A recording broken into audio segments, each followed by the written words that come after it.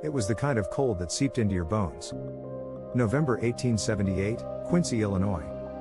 Snow stretched across the land, untouched except for a single set of footprints leading away from the Ashmore farmhouse toward the old wooden well. The sky was a deep, inky black, the moon hidden behind a thick layer of clouds. The wind howled through the trees, carrying with it the distant, muffled sounds of farm animals stirring in their pens. 16-year-old Charles Ashmore had stepped outside to fetch water, a simple chore he had done countless times before. It should have taken no more than a few minutes. But this time, he never came back. Minutes passed. Then an hour. His family waited, expecting to hear the familiar sound of the door creaking open, the clunk of the wooden bucket hitting the kitchen floor. But it never came. His father, Christian Ashmore, grew concerned and stepped outside, peering into the darkness. The night was eerily still, save for the distant rustling of trees in the wind. He called Charles' name. Silence. His wife followed, wrapping a shawl around her shoulders, her voice rising with panic. Still, no answer. They grabbed lanterns and followed his tracks. The footprints led in a straight line from the back porch, across the snow-covered yard, and toward the well. But halfway there, they simply stopped. There was no sign of a struggle. No return footprints. No drag marks in the snow. The tracks just ended, as if he had been lifted straight into the air. Christian ran ahead, heart pounding. He leaned over the edge of the well, his lantern casting eerie shadows against the stone walls. The water below was still, dark, and undisturbed. No ripples. No broken ice. Just silence. By now, the rest of the family was outside, their breath visible in the freezing air. They called his name over and over, their voices carried away by the wind. Neighbors arrived with torches and rifles, forming a search party. They combed the fields, checked the barn, the creek, the frozen riverbank. They shouted his name into the trees, hoping for any sound, any clue. But there was nothing. Dogs were brought in, their noses pressed to the final footprint.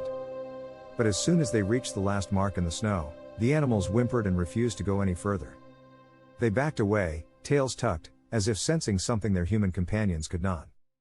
By morning, it was clear, Charles was gone. Weeks passed. Then months. No ransom note arrived.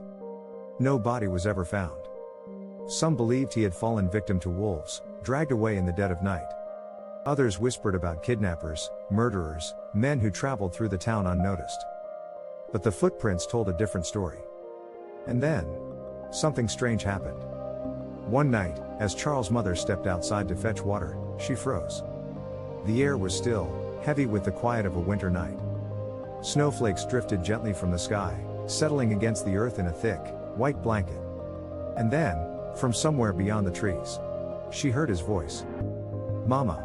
Mama, I'm here. Can you hear me?" Her breath caught in her throat.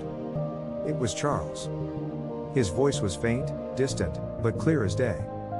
She ran forward, her lantern flickering in the darkness. The sound had come from the well, or maybe the woods, she wasn't sure. She called his name, her voice cracking. But the only answer was the wind. The next night, it happened again. Then again. The family began hearing Charles' voice at different places around the property. Sometimes near the well, sometimes from deep within the woods.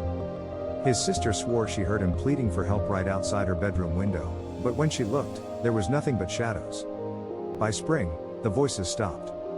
And Charles Ashmore was never seen or heard again. No one has ever been able to explain what happened that night. But theories have emerged over the years, some logical, others far more unsettling.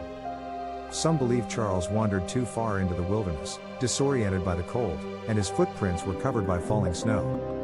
But that doesn't explain why his family heard his voice long after he disappeared. Others believe he may have stepped into a time slip, a fracture in reality itself, where one moment he was in 1878, and the next, he was somewhere else. If true, this could explain why his voice continued to be heard, as if he were calling from just beyond a thin veil of existence. There are those who claim this was one of the earliest alien abductions on record. A sudden, unexplained disappearance.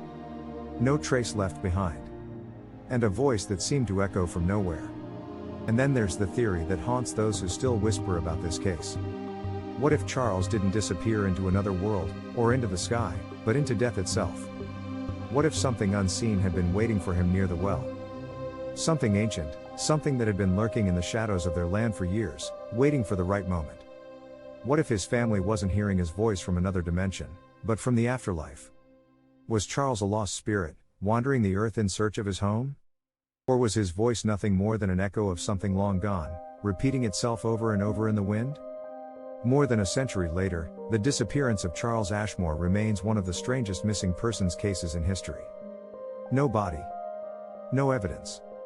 No answers. Just a set of footprints leading to nowhere. And a voice that haunted his family for months.